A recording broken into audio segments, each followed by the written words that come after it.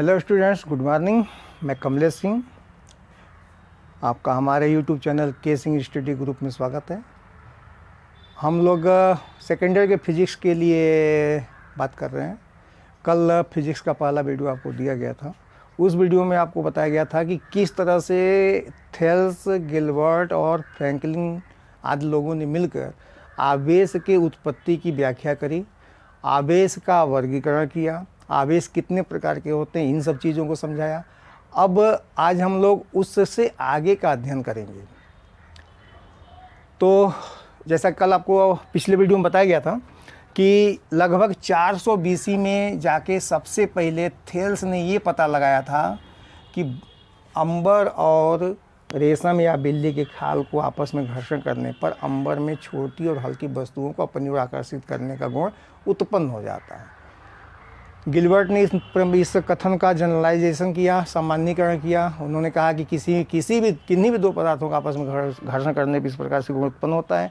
फिर उसके आगे चल गए फ्रैंकलिन ने इसको और स्पष्ट किया और उन्होंने कहा कि जिसके कारण छोटी वस्तुओं को आकर्षित करने का गुण उत्पन्न होता है वह कारण आवेश है। जिस वस्तु में आवेश आता है या होता है उस वस्तु को हम लोग आवेशमय वस्तु कहते हैं। आवेश दो प्रकार के होते हैं, एक धन आवेश और एक ऋण आवेश। आपको कल हम बताए थे कि ये सारी घटनाएं, सारी क्रियाएं, सारे कथन सिद्धांत जो हैं इलेक्ट्रॉन, प्रोटॉन और न्यूट्रॉन आदि के खोज के 200-150 साल पहले हो रही है। अर्थात उस समय तक इन सब तथ्यों के विषय में जानकारी नहीं थी, क्योंकि उसमें डाल्टन का परमाणु सिद्धांत चलता था कि परमाणु अविभाज्य है, परमाणु के भीतर भी कण होते हैं। उस समय ये सब बातें ज्ञात नहीं थी। फिर भी उन लोगों का ये परिश्रम और उन लोगों का ये जो दिशा दी है आवेश के विषय में, वो बहुत ही लाभप्रद साबित हुआ आगे की खोज के लिए। तो आज के डेट में हम लोग बहुत अच्छी तरह से इस बात की व्याख्या कर सकते हैं कि वस्तुएं किस प्रकार से आवेशित होती हैं, क्यों आवेशित होती हैं, कितना आवेशित होती हैं। ये सब, इन सब बातों पे आज के डेट में हम लोग इस पर बात कर सकते हैं, क्योंकि आज हम लोगों को ये पता है कि परमाणु विभाज्य है, परमाणु के भीतर भी बहुत सारे कण होते हैं। परमाणु जो है, जो उसके फंडामेंटल पार्टिकल्स हैं, प्रोटॉन, इलेक्ट्रॉन और न्यूट्रॉन, इन मूल कणों से मिलकर बना होता है। परमाणु में इसके अतिरिक्त भी बहुत सारे कण पाए जाते हैं। तो आज हम लोग मूल रूप से बात करेंगे इलेक्ट्रॉन सिद्धांत के आधार पर पदार्थों के आवेशन, आवेश वाहकों की परिकल्पना,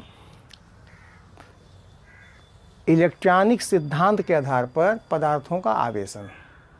इलेक्ट्रॉनिक सिद्धांत के आधार पर पदार्थों का आवेशन समझने के लिए सबसे आवश्यक है कि पहले हम लोग समझे परमाणु संरचना। परमाणु संरचना क्या होता है?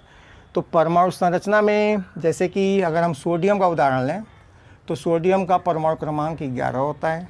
सोडियम के परमाणु में प्रोटॉन की संख्या 11 होती है, इलेक्ट्रॉन की संख्या 11 होती है और न्यूट्रॉन की संख्या जो है 12 होती है। सोडियम ऐसा आवर्त सारणी का पहला तत्व है जिसमें न्यूट्रॉन की संख्या जो प्रोटॉन से अधिक होती है। इसके पहले के जितने तत्व हैं सभी तत्वों के प्रोटॉन और न्यूट्रॉन की संख्या बराबर होती है। सोडियम से न्यूट्रॉन की संख्या बढ़नी प्रारंभ होती है और यूरेनियम तक जाते जाते देखिए कितनी अधिक प्रोटॉनों की संख्या से न्यूट्रॉन की संख्या कितनी अधिक हो जाती है। खैर वो तो केमिस्ट्री की चीज़ है। यहाँ पे हम लोग बात करें इलेक्ट्रॉनिक विन्यास के आधार पर, तो इलेक्ट्रॉनिक विन्यास 11 का करेंगे, 2, 8 और 1 होगा। अब इसका इलेक्ट्रॉन बिंदु संरचना सूत्र बनावे हम लोग, तो प्रोटॉन 11 नाभिक में दिखाना होगा, न्यूट्रॉन को 12 दिखाना होगा।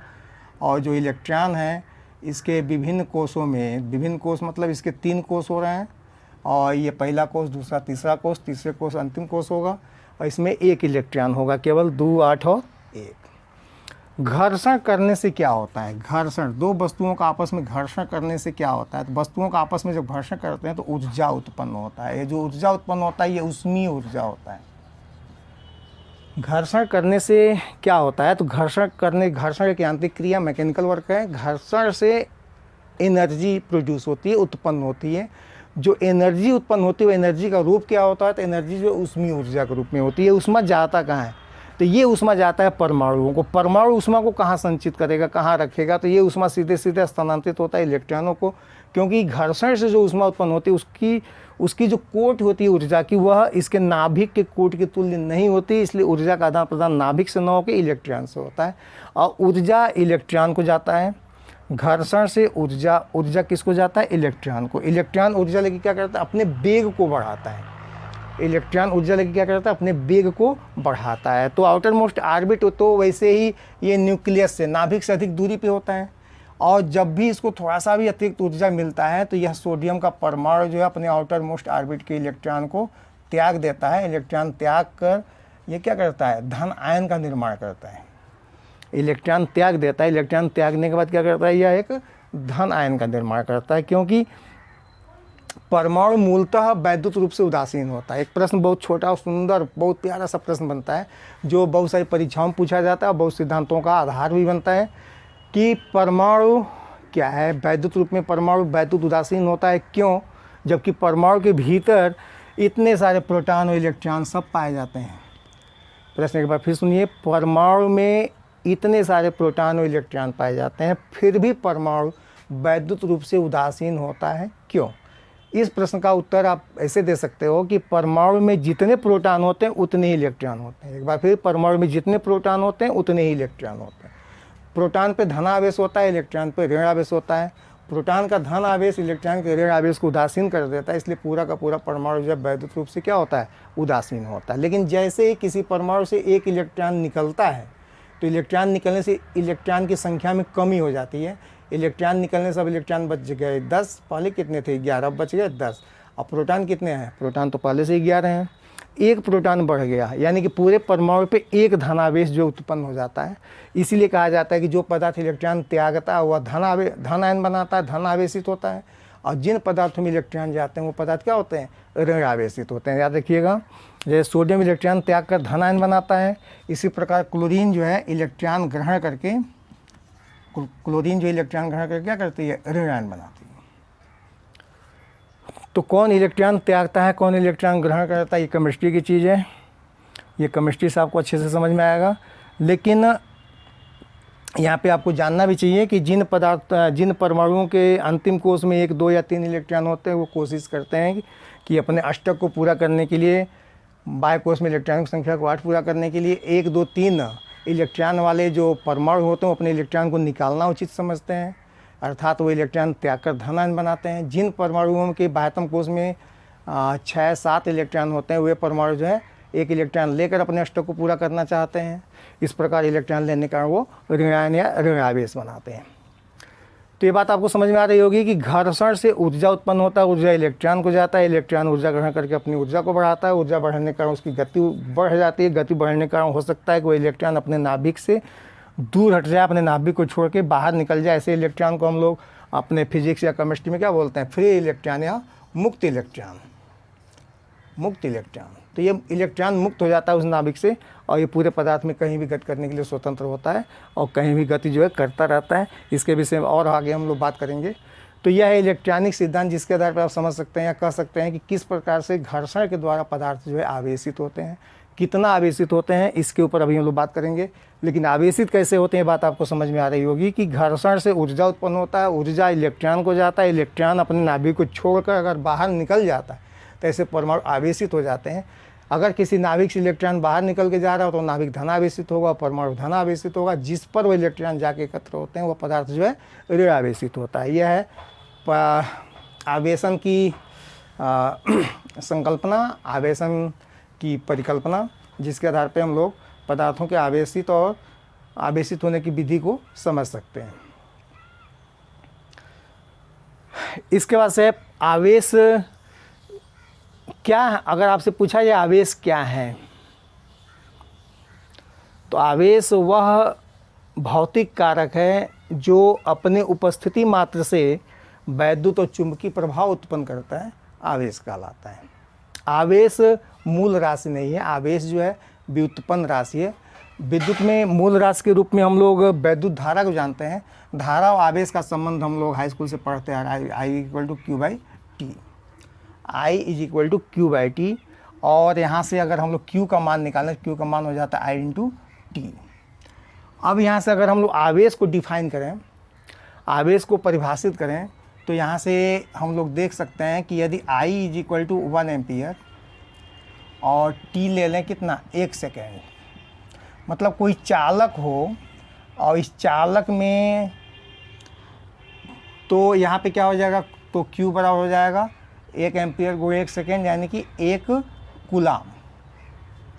एम्पियर सेकेंड, 1 एम्पियर सेकेंड आप लिख सकते हो, 1 एम्पियर इंटू सेकेंड, ऐसी एम्पियर सेकेंड को हम लोग कहते हैं SI मात्रक है आवेश का क्या, कूलाम। तो यहाँ लिख सकते हैं 1 कूलाम। 1 कूलाम आवेश कितना होता है, या 1 कूलाम आवेश कब कहा जाएगा कि किसी परिपथ में आवेश जो है 1 कूलाम का प्रवाहित हो रहा है। तो उसके लिए आप यहाँ कह सकते हैं कि यदि किसी परिपथ में किसी चालक के अनुप्रस्थ क्षेत्रफल से 1 सेकेंड में प्रवाहित होने वाली विद्युत धारा की मात्रा कितनी हो, 1 एम्पीयर हो, तो इस अनुप्रस्थ क्षेत्रफल से प्रति सेकंड पार होने वाले आवेश की मात्रा जो होगी कितनी होगी, 1 कूलाम होगी। एक बार फिर ध्यान से देखिए, परिभाषा 1 कूलाम का यहाँ से बना सकते हैं, बहुत इजीली बन सकता है। कैसे कि किसी चालक के अनुप्रस्थ क्षेत्रफल से यदि 1 सेकेंड में आगे बढ़ने वाली वैद्युत धारा की मात्रा 1 एम्पीयर हो, तो इस अनुप्रस्थ क्षेत्रफल से प्रति सेकंड गुजरने वाले आवेश की जो मात्रा होती है वो कितने की होती है, 1 कूलाम की होती है। 1 कूलाम आवेश कितना होता है उसकी संकल्पना यहाँ से कर सकते हैं। या एक और कूलाम के विषय में एक और यहाँ पे आता है कि कूलाम आवेश का मात्रक है, और आवेश की जो क्वांटम प्रकृति होती है वो इलेक्ट्रॉन की होती है। मतलब आवेश एक वस्तु से दूसरे वस्तु में जाता है, या दूसरे वस्तु से पहले वस्तु में आता है, या आवेश की जो पूरी की पूरी थियरी है वह यह बताती है कि आवेश हमेशा एक इलेक्ट्रॉन के रूप में ही जाएगा या आएगा। जिससे जाएगा उस पर धन आवेश, जिस पर जाएगा उस पर ऋण आवेश। एक इलेक्ट्रॉन का आवेश जो होता है वो 1.6×10⁻19 कूलाम होता है। बहुत ही कम होती है आवेश की मात्रा इलेक्ट्रॉन की, लेकिन इससे कम आवेश का कहीं होना संभव नहीं है। आवेश कहीं भी जाएगा तो 1 इलेक्ट्रॉन जाएगा, या 2 इलेक्ट्रॉन जाएगा, 10 इलेक्ट्रॉन जाएंगे। ऐसा नहीं हो सकता कि 1.5 इलेक्ट्रॉन एक पदार्थ से दूसरे पदार्थ पे गया, ऐसा संभव नहीं है। 2.7 इलेक्ट्रॉन एक पदार्थ से दूसरे पदार्थ पे गया, ऐसा संभव नहीं है। इलेक्ट्रॉन या तो एक पूर्ण संख्या में जाएगा, या तो 1 इलेक्ट्रॉन जाएगा या 2 इलेक्ट्रॉन जाएगा। अगर n इलेक्ट्रॉन गए तो n इलेक्ट्रॉन के जाने से कितना आवेश स्थानांतरित हुआ, तो n इलेक्ट्रॉनों के जाने से स्थानांतरित आवेश की मात्रा जो हो जाती है Q बराबर n × E। अगर 2 वस्तुओं का आपस में घर्षण करने से, 2 वस्तुओं A और B का आपस में घर्षण करने से अगर वस्तु A से इलेक्ट्रॉन निकलकर वस्तु B में n इलेक्ट्रॉन गए तो कुल कितना आवेश गया, तो आवेश की मात्रा हो गई कितनी, Q = n × E। तो आवेश का यह भी एक सूत्र होता है, आवेश की मात्रा निकालने का यह भी एक फार्मूला है। अब यहाँ पे Q कुल आवेश की मात्रा, n स्थानांतरित इलेक्ट्रॉनों की संख्या है, E 1 इलेक्ट्रॉन का आवेश है। अब आपसे पूछा जाए कि 1 कूलाम, Q बराबर 1 कूलाम में कितने इलेक्ट्रॉन, ऐसे सीधा और सरल प्रश्न पूछ देता है। बहुविकल्पी प्रश्न पूछा जा सकता है कि 1 कूलाम में कितने इलेक्ट्रॉन, या कितने इलेक्ट्रॉनों को कहीं पे एकत्र कर लें, या कितने इलेक्ट्रॉनों को किसी पदार्थ A से किसी पदार्थ B पे स्थानांतरित कर दें, तो उन इलेक्ट्रॉनों की संख्या कितनी रखी जाए कि स्थानांतरित आवेश की मात्रा जो है 1 कूलाम हो जाए। उसके लिए देखिए आप कि अगर हम लोग 1 कूलाम आवेश स्थानांतरित करना है तो उसमें कितने इलेक्ट्रॉन होंगे, उसकी संख्या कैसे निकालेंगे। तो हमारे पास हो जाएगा n × E = 1 कूलाम। सो E = 1/E। E means 1 electron का आवेश, 1 इलेक्ट्रॉन का आवेश की मात्रा यहाँ रखेंगे तो ये होगा। अब इसको हल करेंगे तो हमको वह संख्या मिल जाएगी जो ये बताएगी कि उतने इलेक्ट्रॉन मिलके 1 कूलाम आवेश की संरचना करते हैं। जैसे यहाँ पे देखिए ध्यान से, यहाँ पे 1 है, ये 1.6 है, तो ऊपर हम 10/16 कर दे रहे हैं, और 10⁻19 ये डिनोमिनेटर जब न्यूमिनेटर पर जाएगा तो माइनस का प्लस हो जाएगा। अब इसमें से एक 0 जो इसके साथ जोड़ रहे हैं तो हो जाएगा 100/16 × 10⁻18। 100/16 अब ठीक हो गया। अब इसका डिवाइड कर लें तो 6 × 10⁻18, मतलब इतने इलेक्ट्रॉन मिलकर 1 कूलाम आवेश को स्थापित करते हैं। 1 कूलाम आवेश में इलेक्ट्रॉनों की जो संख्या होती है वह संख्या जो इसके तुल्य होती है, इसके बराबर होती है। ठीक है, बहुत ही ये मतलब टिपिकल क्वेश्चन है, और ये प्रश्न जो है बड़ी परीक्षाओं में भी पूछ देते हैं कि 1 कूलाम में आवेश की मात्रा होती है। तो आप प्रश्न बहुत ध्यान से देखेंगे तो 2-4-10 सेकंड लग जाएगा आपको कैलकुलेट करने में। अगर आप नंबर याद रखते हैं 6.25 × 10⁻18 इलेक्ट्रॉन मिलकर कूलाम आवेश की रचना करते हैं, तो आप बहुत आसानी से इस प्रश्न का उत्तर जो है विदिन सेकेंड दे सकते हैं। ये हो गया। इसके बाद हम लोग बात करेंगे अब कूलाम के नियम की।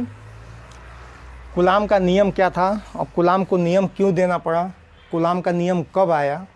तो कूलाम का जो नियम था, कूलाम का नियम आपके इलेक्ट्रॉन, प्रोटॉन या अन्य आवेशित जो पार्टिकल्स थे नाभिक के, ये इनके खोज के बहुत पहले आया। कूलाम का नियम लगभग 1785 के आसपास आया। आप याद करिए, इलेक्ट्रॉन की खोज जो 1990 के बाद हुआ है, इस 1785 में कूलाम का नियम आया। कूलाम को नियम क्यों देना पड़ा, क्योंकि थेल्स के समय से ही चला आ रहा था कि आवेशित वस्तुएं अन्य वस्तुओं को अपनी ओर आकर्षित करती हैं। थेल्स ने भी बताया, गिलबर्ट ने भी बताया, बेंजामिन फ्रैंकलिन ने भी समझाया कि वस्तुओं, आवेशित वस्तुओं में या तो आकर्षण का बल लगता है या प्रतिकर्षण का बल लगता है। ये सब चीज़ों को, ये सब इसके मतलब कूलाम के पहले सारे वैज्ञानिक जो इन तथ्य को बताते थे, लेकिन उनके पास कोई फार्मूला नहीं था जिससे ये बता सकें कि दो आवेशों के बीच बल लगता है। ये तो सब बता रहे थे, लेकिन कितना बल लगता है इसके विषय में उनके पास कोई जानकारी नहीं थी। तो प्रथम वैज्ञानिक कूलाम थे जिन्होंने ये बताया कि दो आवेशों के बीच जो आकर्षण या प्रतिकर्षण का बल लगता है उसका मान कितना होता है, उसकी वैल्यू कितनी होती है, इसको सबसे पहले बताया किसने, कूलाम ने। तो कूलाम ने क्या बताया, तो कूलाम ने आवेशों के बीच लगने वाले आकर्षण या प्रतिकर्षण बल के मान को ज्ञात करने का सूत्र दिया। तो सूत्र के रूप में सूत्र देने के पहले उनका जो नियम था, वो नियम क्या था, तो नियम ये था कि किन्हीं भी दो आवेशों, अभी इसमें हम प्लस और माइनस आवेश की बात नहीं कर रहे हैं, हम कह रहे हैं किन्हीं भी दो आवेशों, प्लस माइनस हो, दोनों प्लस हो दोनों माइनस हो, कोई दिक्कत नहीं, हम भाषा में उसको इंक्लूड कर लेंगे। किन्हीं भी दो आवेशों के बीच लगने वाले आकर्षण या प्रतिकर्षण बल का जो मान होता है, इन दोनों आवेशों के मात्राओं के गुणनफल के अनुक्रमानुपाती, मतलब F अनुक्रमानुपाती Q1 इंटू Q2, और इनके बीच की दूरी के वर्ग के व्युत्क्रमानुपाती, मीन्स F अनुक्रमानुपाती 1/r²। एकदम व्युत्क्रम वर्ग का नियम, एकदम नियम, यह नियम वैसे ही एकदम सेम टू सेम है जिस प्रकार आप न्यूटन का नियम याद किए हैं। तो न्यूटन का नियम आप अगर मेहनत से याद किए हैं तो फिर इस नियम को याद करने में कोई दिक्कत नहीं, कोई तकलीफ नहीं, 1 सेकेंड का भी समय नहीं लगेगा, यह नियम आपको याद हो जाएगा। न्यूटन का नियम क्या था, न्यूटन का नियम ब्रह्मांड के किन्हीं दो कणों के बीच लगने वाले आकर्षण या आकर्षण बल का मान इतना होता है और दूरी के पद में इतना होता है। बस देखिए एकदम सेम, इसमें द्रव्य है, इसमें आवेश है, इसमें द्रव्य के मात्राओं के गुणनफल के अनुक्रमानुपाती, इसमें आवेशों के मात्राओं के गुणनफल के अनुक्रमानुपाती, दूरी के वर्ग के व्युत्क्रमानुपाती दोनों में। इसलिए इन नियमों को हम लोग व्युत्क्रम वर्ग का नियम कहते हैं। जिस नियम में दूरी के वर्ग का व्युत्क्रम आता है, ऐसे नियमों को हम लोग व्युत्क्रम वर्ग का नियम कहते हैं। जैसे अभी 2 नियम आपके सामने हैं, एक न्यूटन का नियम, एक कूलाम का नियम। इसके बाद भी अभी बहुत नियम है, बायो-सेवर्ट का नियम भी व्युत्क्रम वर्ग के नियम में आता है। तो ऐसे और भी कई नियम हैं जो व्युत्क्रम वर्ग के नियम में आते हैं। व्युत्क्रम वर्ग के रूप में भी इस बात को याद रखिएगा, क्योंकि एनसीईआरटी वाले कई प्रश्न में आपको व्युत्क्रम वर्ग करके प्रश्न में दिया गया है, वहाँ आपको समझना भी होगा और समझाना भी होगा। चलिए यहाँ पे फिर हम लोग आते हैं अपने कूलाम के मूल नियम में।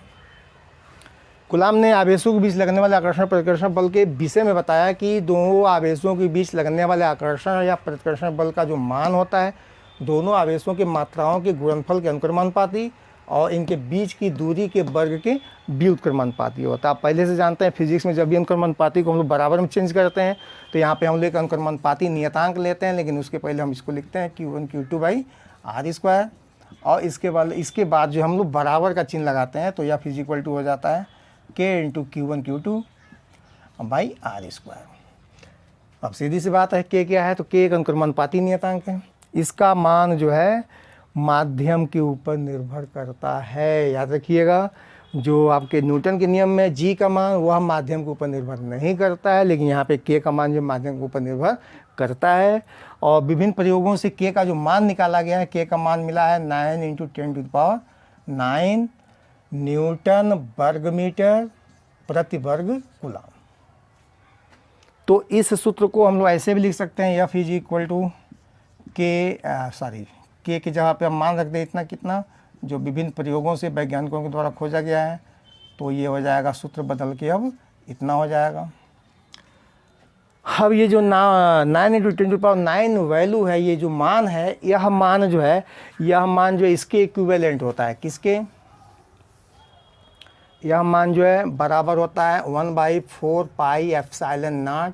इसका मान जो होता है 9 × 10⁹ के इक्वल होता है। और मात्रा के रूप में बात करेंगे तो मात्रा कोई होगा न्यूटन वर्ग मीटर प्रति वर्ग कूलम। तो इसमें 4 पाई, पाई वही है 3.14 वाला, और एप्सिलॉन नॉट क्या है, एप्सिलॉन नॉट जो है वायु या निर्वात की विद्युतशीलता,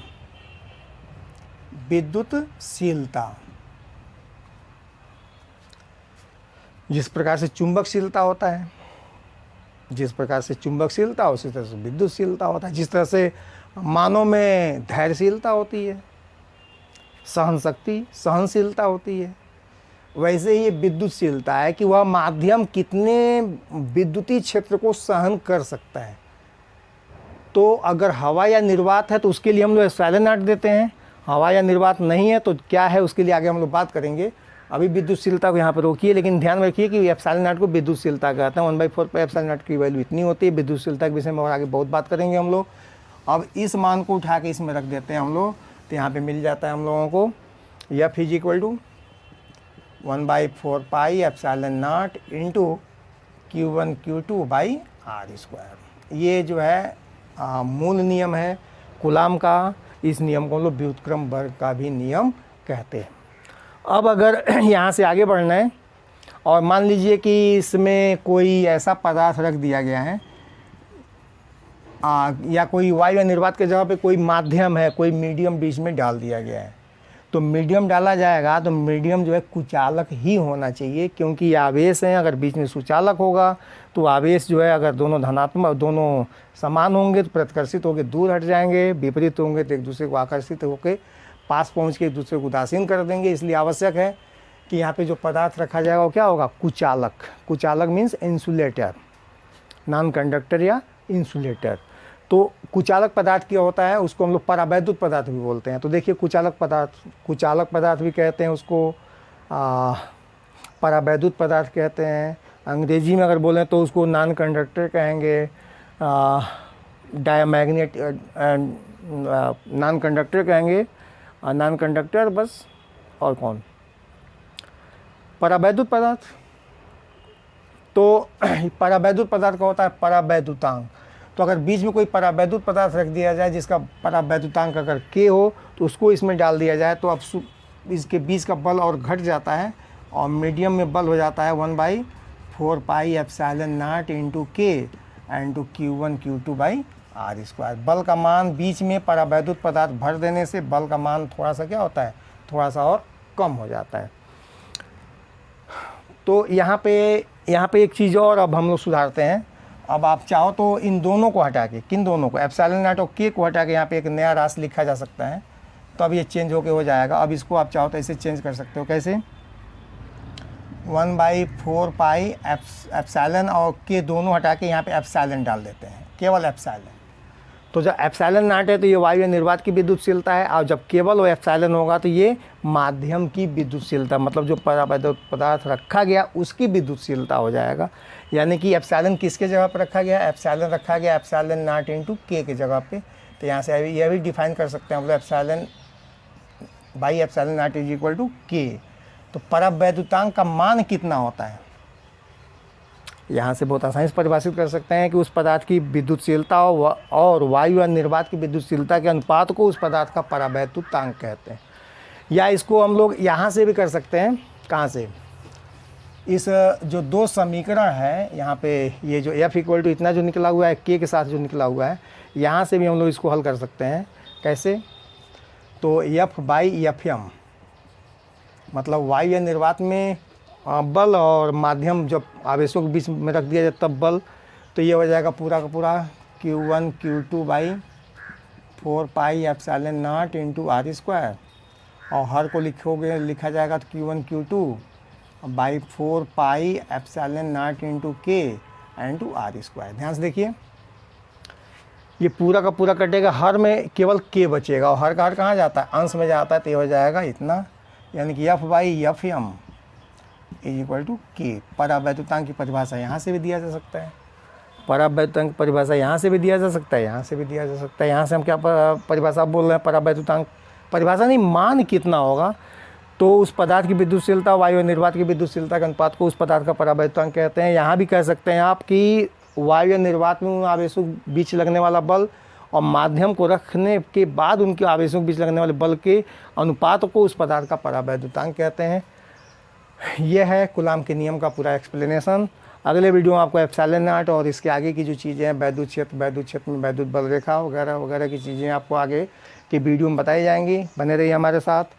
अपने वादे के अनुसार हम आपको रोज़ एक वीडियो प्रोवाइड कराएंगे और अब A to Z फिजिक्स और मैथ तो हम 9th से शुरू करके आपको सेकेंड ईयर तक पहुँचाएँगे, पूरे साल में 1 साल के अंदर पहुँचाएँगे। और फिजिक्स की पूरी गारंटी के साथ हम कह रहे हैं कि आपको एक एक टॉपिक ऐसे छोटे छोटे वीडियो के माध्यम से पर डे आपको एक एक वीडियो मिलेगा। उस वीडियो के द्वारा जो है आप अपने विषय को अच्छे से समझ सकते हैं, पढ़ सकते हैं। हमारे साथ जुड़ने के लिए बहुत बहुत धन्यवाद। हमारे चैनल को सब्सक्राइब करिए। Okay, thank you.